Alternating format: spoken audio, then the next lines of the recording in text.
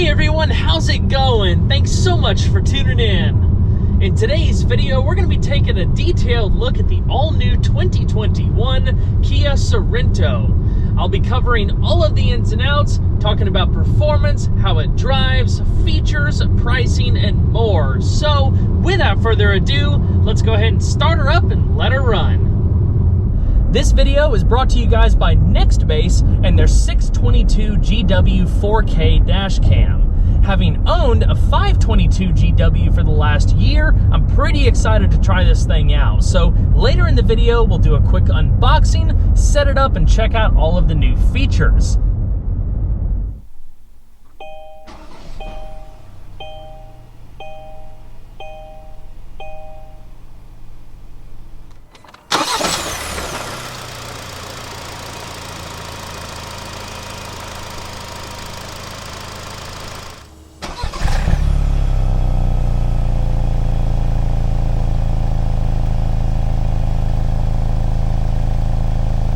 The Sorento has been one of Kia's best-selling offerings for quite some time. Nearly 1.5 million of them have found homes since the initial launch back in 2002. Designed in Irvine, California and assembled in West Point, Georgia, the 2021 Sorento is the latest model to feature Kia's all-new third-generation N3 platform, which also forms the basis for the 2021 K5 we checked out a while back. It brings a lot of positive changes for the Sorento, including improved driving dynamics, reduced NVH levels, improved strength, and reduced weight. From an engineering perspective, the new platform also has greater versatility to accommodate alternate drivelines, such as hybrid and plug-in hybrid variants. Average tensile strength of the body structure has been improved by 4%, while impact kinetic energy forces are more evenly distributed thanks to new multi-load paths built into the body structure. Total curb weight, depending on how equipped, ranges from about 3,800 pounds to 4,100 pounds. Kia claims an overall weight drop of about 120 pounds over the previous generation. Dimensionally, the new Sorento rides on a 1.4-inch longer wheelbase. It's 0.4 inches longer overall, 0.4 inches wider, and 0.6 inches taller when including the roof rails. The styling is a combination of sharp, modern lines with a lot of cool details that make it look more SUV than crossover. A baby Telluride, if you will. My favorite detail is the hood. You can see how the edge wraps around the body side and integrates into the rear shoulder line to enhance length and width. Partial LED headlamps are standard on the LX, S, and EX, while full LED headlamps and LED tail lamps are added with the SX and above. LED fog lamps are standard on the EX and above. The 2021 Sorento will be offered in 5 trim levels: LX, S, EX, SX, and SX Prestige. Front-wheel drive is standard, but all-wheel drive is available for $1,800. Base pricing, including destination and all-wheel drive models, ranges between $30,560 and $40,960. There's one additional model that I did not include in that pricing because it's kind of a standalone deal: the SX Prestige X-Line, which retails for $43,760. What sets it apart is standard all-wheel drive, a 1-inch increase in ride height for a total of 8.3 inches, and exclusive exterior details such as unique bumpers and cladding, unique dark gray 20-inch wheels, and a bridge-type roof rack. The colors shown on this example are also exclusive X-Line options. The outside is called Aruba Green, the inside is called Rust. The latter is a $200 option. At launch, the Sorento will be offered with 3 powertrains, including a naturally aspirated 2.5-liter 4-cylinder, a turbocharged 2.5-liter 4-cylinder, and a turbocharged 1.6-liter 4-cylinder hybrid powertrain that features a 44-kilowatt electric motor. During the 2021 calendar year, Kia will also be adding a turbocharged 1.6-liter 4-cylinder plug-in hybrid option that includes a more powerful 66.9-kilowatt electric motor. For the purposes of this review, I only had the chance to sample the turbo 2.5-liter. It's an aluminum engine that features double overhead cams with 4 valves per cylinder and continuous variable valve timing. Fuel is delivered by a combination of direct and multi-port injection, with a compression ratio of 10.5 to 1. It develops 281 horsepower at 5,800 RPM and 311 pound-feet of torque between 1,700 and 4,000 RPM. That's 90 horsepower and 130 pound-feet of torque more than the naturally aspirated 2.5 liter. It takes about 7.5 seconds to accelerate to 60 miles an hour from a standstill, while top speed is governed to 131 miles per hour. This same powertrain will also be offered in the K5 GT. The only transmission available with this engine is an 8-speed dual-clutch transmission. It's quick-shifting, smooth, and responsive. Helping tailor the driving experience is a suite of drive modes, including Eco, Comfort, Sport, and Smart. If equipped with all-wheel drive, a snow mode is also included. The modes adjust engine, transmission, and steering parameters. With the digital instrument cluster, the layout and colors change with each mode. Pretty cool stuff if you ask me.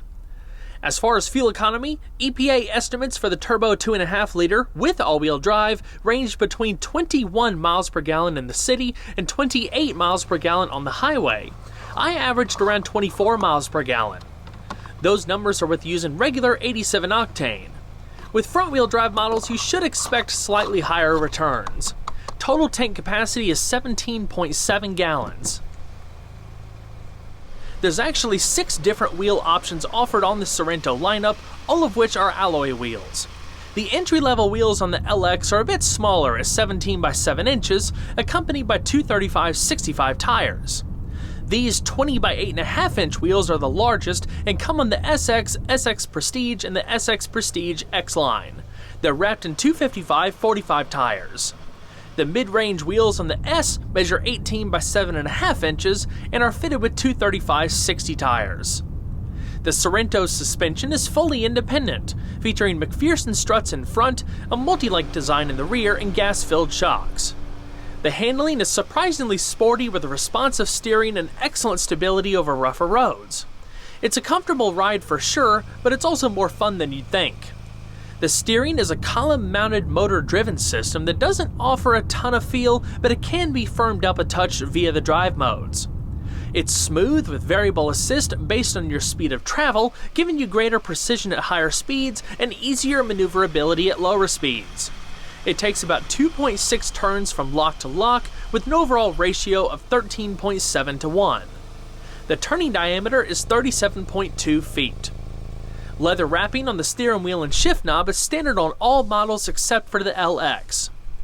The upper spokes house multifunction controls for audio, telephone, cruise control, and more. 4-wheel internally ventilated disc brakes are standard. The front discs span 12.8 inches, while the rear span 12 inches. An electronic parking brake with auto hold is standard on the EX and above. The LX and S have a foot-operated mechanical parking brake. When equipped with the turbo 2.5 liter engine, the Sorento can tow up to 3,500 pounds. Once again, a big thanks to Nextbase for supporting the channel. The 622GW is their latest 4K top-of-the-line dash cam. I've owned a 522GW for the last year and it's been awesome. Dash cams are nice as they give you peace of mind whether you have young children, new drivers, or whether you're just out and about. In all honesty, there's a lot of dash cam manufacturers out there nowadays with a lot of options to choose from. What I really like about Nextbase is that they not only offer a wide variety of camera options to suit any budget, but they also offer a wide range of accessories to get even more functionality out of your camera, such as cabin view, rear view, and rear window cameras. The main camera is really easy to install and comes with 2 different style mounts depending on if you want it more mobile or permanent. The accessory cameras simply plug into the side of the main camera and record their separate image simultaneously. The accessory cameras are nice for added security if you do ride sharing, but they also give you an extra witness, so to speak, if someone hits you from the sides or rear in order to supplement an insurance claim. Just like my 522GW, this camera also records telemetry data. If you go through the My Nextbase app and click on previously filmed clips, you'll be able to see where you were traveling via GPS, how fast you were going, and more. Other notable features worth mentioning include built-in Alexa voice control and emergency SOS automatic dispatch sensor alerts.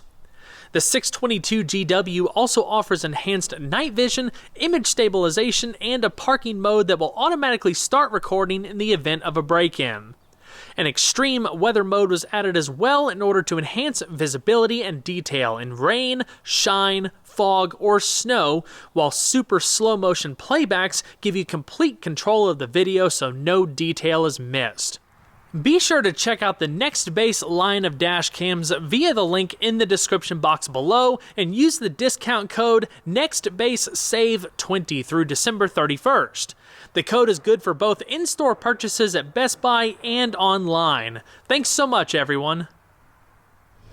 A smart power tailgate is standard on the EX and above to make opening and closing easier when your arms are full. You simply stand behind a Sorento and wait for it to recognize the key fob. After a few seconds, it'll open the tailgate automatically. It's manually operated on the LX and S. Inside the cargo area, you'll find lots of open and usable space. Underneath the floor, you'll find some additional space with all of the jacking equipment. A temporary spare tire can be found underneath the rear of the Sorento. With the rear seats in place, you have 12.6 cubic feet worth of space. They can be easily folded down by a set of pull straps to increase space up to 45 cubic feet, depending on the second row seating configuration. A remote fold feature in the cargo area allows for one-touch folding of the second row seats. With all seats folded, the Sorento has a total of 75 cubic feet worth of cargo space. Throughout the interior, you'll also find lots of storage compartments, including a generous glove box that features a soft opening lid, a large center console with a removable tray, plenty of cup holders for all 3 rows of seats, large lower door pockets, second row storage nets, seat back storage, and cubbies for third row passengers. The Sorento's interior is a refreshing departure from the previous generation with a thoroughly updated layout, better materials, and all of the latest technology. Kia's done a great job with creating an upscale environment with design elements that are usually reserved for cars costing significantly more money. The value proposition remains very strong with a great list of standard features and lots of available options. I love the semi-floating infotainment system in bright accents. The available open-pore wood and faux metal accents are also a nice touch. Upholstery options range from cloth to leatherette and, as shown here, genuine leather. With the latter, signature diamond quilting is added for a more premium look. Normally, you have just 2 basic interior colors to choose from, black and light gray. But this X line has an exclusive rust interior package which adds the caramel-colored leather.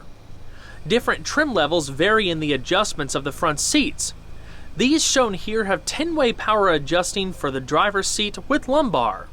The passenger seat is 8-way power adjusting, also with lumbar. They are very comfortable. Heated front seats are included on the S and above, while ventilated front seats and a heated steering wheel are added with the SX and SX Prestige. As far as technology, you have a choice between an 8 or a 10.25-inch touchscreen, depending on the trim level. Not to mention the 12-inch reconfigurable digital instrument cluster that's standard on higher trim levels. The infotainment system is super responsive and features high-resolution graphics with capacitive touch response, just like a smartphone. With the larger screen, you also get a server-based navigation system with real-time traffic data, multi-connection Bluetooth wireless connectivity that lets 2 phones to connect simultaneously, and UVO telematics with connected user profiles. The latter allows different drivers to set seat positions, outside mirror placement, and favorite radio stations. Apple CarPlay and Android Auto come standard. A wireless smartphone charger is also available. On the SX Prestige and SX Prestige X line, you get a 12-speaker Bose audio system versus the standard 6-speaker system found in the rest of the lineup. It offers center-point surround sound and dynamic speed compensation that analyzes the sound source and automatically adjusts it according to driving speed. For those times you're just sitting idle and feel like relaxing for a bit, there's even a Sounds of Nature ambient system that offers 6 calming themes so you can create a peaceful retreat inside the Sorento. Of course, the steering wheel has all sorts of multifunction controls that operate the driver information system, radio, telephone, and cruise control. There's an optional natural language voice recognition system too that can recognize a number of commands such as turn on the AC and heat the steering wheel. Depending on the trim level, the Sorento could be had with a second row bench seat or individual captain's chairs. It's a really nice space that offers many of the same niceties you would find in the front, including plentiful soft touch materials, cup holders, and storage pockets. The panoramic glass roof is huge and allows a lot of natural light to come in. It's optional on the S and EX, but standard on the SX and above. I really like the captain's chairs because it gives you your own space. I also feel it makes the interior feel more roomy. What's really nice about these is how adjustable they are. You can slide them back and forth to create more leg space as needed. You can also recline the backrests. The armrests and headrests are adjustable as well. The Sorento will accommodate taller people with ease. I'm 5 foot 10 inches and I had plenty of room left over. The second row seats are also quite comfortable. In the back of the center console, you'll find adjustable air vents and a couple power outlets, one 12-volt and one USB. The third row seats are really nice if you have smaller children. Like the second row, there's latch child seat anchors on either side. The rear seats are easily accessible by sliding the second row seats forward. However, it was too tight back there for me to be comfortable. Even if you can't sit adults back there, it's nice to have the added flexibility because, as you saw earlier, they can always be folded flat when not in use for extra storage or improved rearward visibility. Like I said, you have cup holders and storage cubbies on either side of the third row seat, but you also have USB charge ports for mobile devices. That's a nice touch. Both headrests are adjustable. When it comes to safety features, the Sorento has 16 advanced driver assistance systems that are either standard or available. It would take forever to cover each one, so I'll cover the basics. Standard features include blind spot collision avoidance, speed limit assist, forward collision warning, driver attention warning, and leading vehicle departure alert. There's also a standard forward collision avoidance system that not only detects vehicles but pedestrians and cyclists as well. Optional features include expansions of the forward collision avoidance system, rear cross traffic collision avoidance, as well as blind spot collision avoidance, smart cruise control, highway driving assist, and more. Inside, you have dual front airbags, dual front side airbags, dual rear side airbags, and full-length side curtain airbags. There's also a driver's knee airbag. Well everyone, that's going to wrap it up for this video. I hope y'all enjoyed. Please don't forget to leave a like below. It really helps the video a lot. And if you haven't subscribed already, consider doing so because there's always a lot more content where that came from. I'll see you guys on the next one. Take care.